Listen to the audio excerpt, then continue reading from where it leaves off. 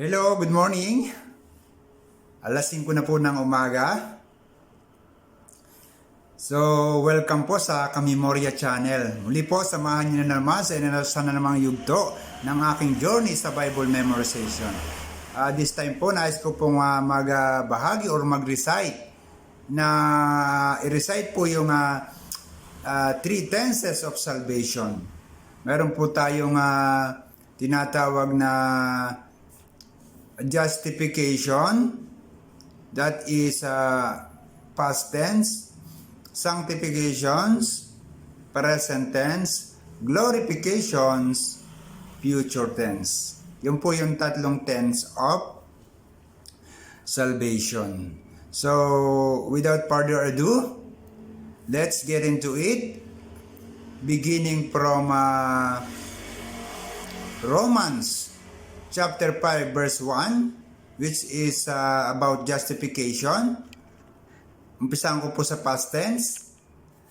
Sa Romans chapter 5 verse 1, therefore, being justified by faith, we have peace with God through our Lord Jesus Christ.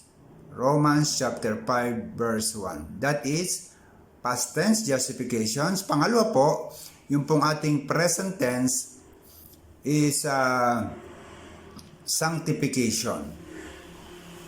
Sa 1 Thessalonians chapter 4 verse 3, the Bible says, "For this is the will of God, even your sanctifications, that ye should abstain from fornication." 1 Thessalonians chapter 4 verse 3. Lastly, yung pong pangatlo, yung pong ating future tense is glorifications. Sa Romans chapter 8 verse 30, the Bible says, "Moreover, whom he did predestinate, them he also called.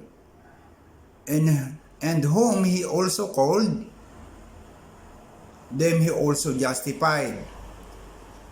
And whom he justified, them he also glorified."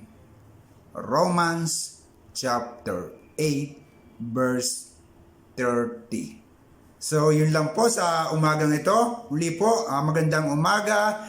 God bless everyone.